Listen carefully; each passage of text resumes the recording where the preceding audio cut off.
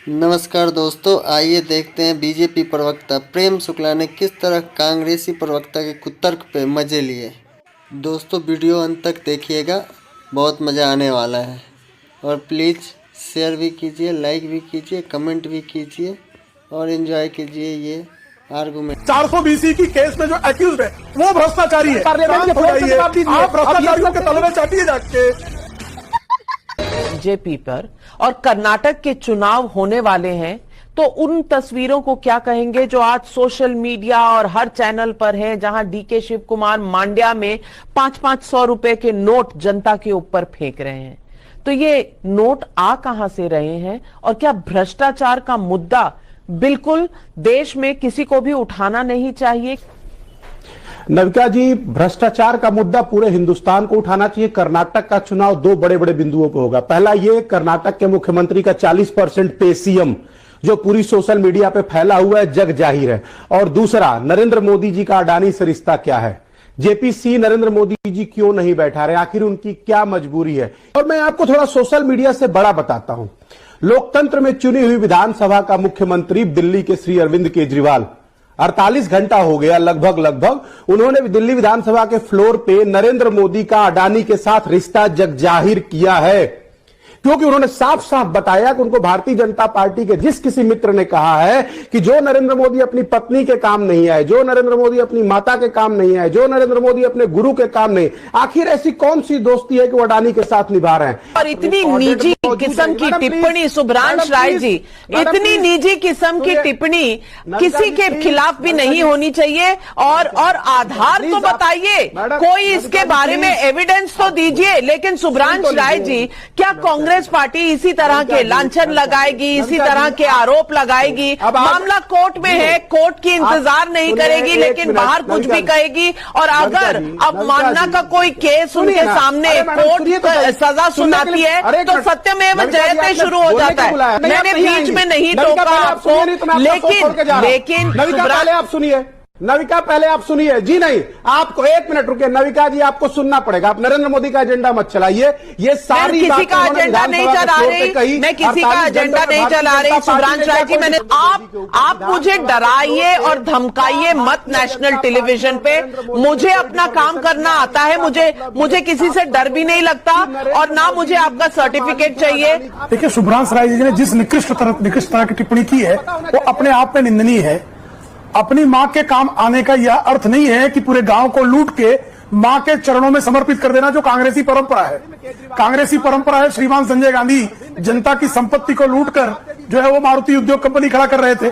श्रीमती सोनिया गांधी राजीव गांधी के प्रधानमंत्रित्व काल में क्वात्रोकी को घर में बैठा के दुनिया भर की डील कर रही थी। एंडरसन से डील चल रही थी, क्वात्रोकी से डील चल रही थी। इस तरह की डील करना जो है ये मां के काम आना नहीं, परिवार के काम आना नहीं है। संवैधानिक लोकतंत्र में जनता की सेवा करना ही किसी भी संवैधानिक पद पर बैठे दायित्वधारी से अपेक्षित है। और आदरणीय नरेंद्र मोदी जी भली भांति कर रहे हैं। और आदरणीय नरेंद्र मोदी जी ने जिस तरह से भ्रष्ट तंत्र के खिलाफ, वंश तंत्र के खिलाफ जिस तरह का अभियान चलाया है और उसको जनता जिस तरह से सतत समर्थन दे रही है, उसके कारण स्वाभाविक तौर पर भ्रष्टाचारियों के पिछवाड़े में भयंकर आग लगी हुई है। और भ्रष्टाचारियों के पिछवाड़े में भयंकर आग लगी हुई है। अभी तो पार्टी शुरू हुई है, रुको जरा, सबर करो।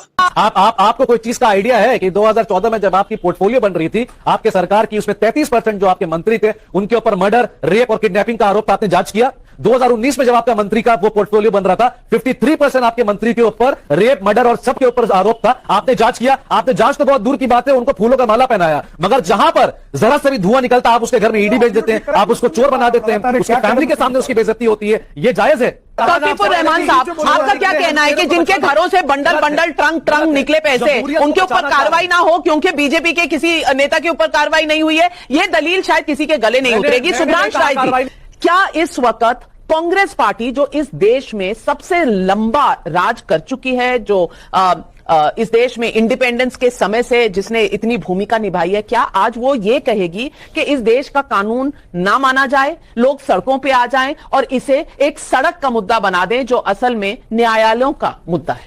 आप सवाल थोड़ा उल्टा करते, सवाल सीधा। भारतीय जनता पार्टी भ्रष्टाचारी थी, इसीलिए तो उनके सबसे मजबूत सहयोगी शिवसेना ने उनको छोड़ दिया।